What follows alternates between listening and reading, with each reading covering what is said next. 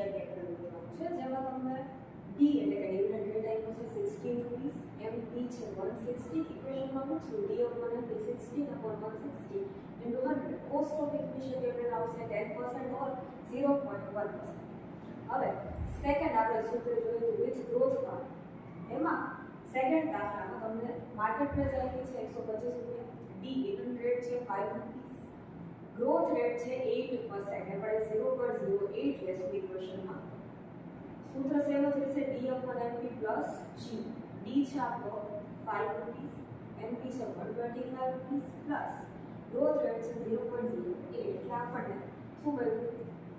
Cost of equity share capital મળ્યો 0.12 ઓર 12%.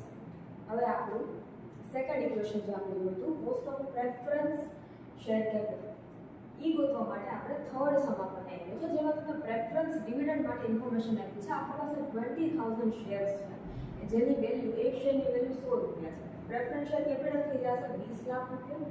આપણે dividend આપીએ છીએ 10%, 10%, એટલે આપણું પ્રેફરન્સ ડિવિડન્ડ કેટલું છે? 2. માર્કેટ વેલ્યુ તમને કીધું છે કે આગળ જતા 5% વધી જશે, બરાબર? એટલે આપણું એમપી બનશે 20 લાખ વત્તા 5%, 21 લાખ. એનપી નેટ પ્રોફિટ્સ છેલ્લે આપણને આપણે કેટલા રૂપિયા દેવાના છે, જેમાં તમે કીધું પર શેર 2 રૂપિયાનો ખર્ચો છે, એટલે આપણે શું કર્યું 20,000 into 2 નેટ પ્રોફિટ્સમાંથી માઇનસ કરવાનું. 20 લાખ ઓછા 40,000 કરે એટલે એનપી મેળવો આપણને 19,60,000.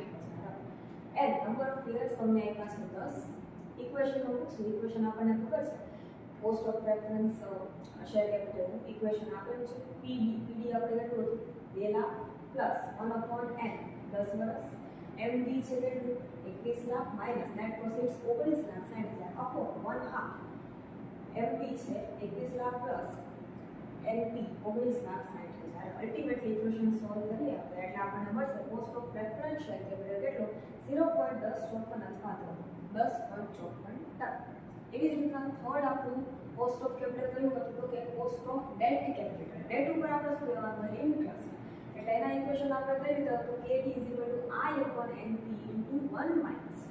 હવે તમારા જે ફોર્થ સમ છે એમાં તમને કોસ્ટ ઓફ ડેટ તો શોધવાનું છે, પણ 3 સિચ્યુએશનમાં શોધવાનું છે: એટ પાર, એટ પ્રીમિયમ અને એટ ડિસ્કાઉન્ટ. એટલે ખાલી ફેર શેમાં પડશે? નેટ પ્રોસીડ્સમાં. આપણે 3 અલગ અલગ નેટ પ્રોસીડ્સ શોધવી પડશે, બાકી બધું સેમ જ રહેશે ઇક્વેશન. એટ પાર હશે ત્યારે નેટ પ્રોસીડ્સ 6 લાખ જ રહેશે. એટ પ્રીમિયમ હશે ત્યારે નેટ પ્રોસીડ તમે કીધું એટ પ્રીમિયમ 10% આપણે વધારશું નેટ પ્રોસીડ માટે 6,60,000 થશે. અને ડિસ્કાઉન્ટમાં 10% ઘટાડશું એટલે 5,40,000. આ ઇન્ટરેસ્ટ કેવું પડશે? 6 લાખના ડિબેન્ચર્સ છે ઇન્ટુ 12% કરીએ એટલે આપણને 72,000નું ઇન્ટરેસ્ટ મળ્યું. ટી ટેક્સ રેટ આપ્યો છે 50%, આપણે લેશું 0.5. ઇક્વેશનમાં મૂકશું સૌથી પહેલા એટ પાર.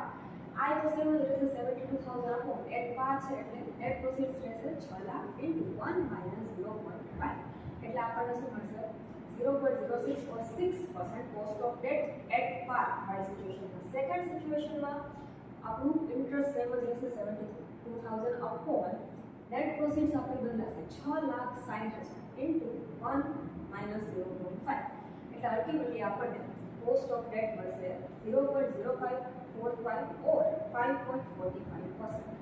થર્ડ સિચ્યુએશન એટ ડિસ્કાઉન્ટ વાળી સિચ્યુએશનમાં ઇન્ટરેસ્ટ સેમ જ રહેશે 72,000 અપોન આપણું નેટ પ્રોસીડ્સ બદલાશે 5,40,000 ઇન્ટુ 0.5 જે આપણે કરતા હતા એટલે આપણને અલ્ટિમેટલી કોસ્ટ ઓફ ડેટ મળશે 6.67%.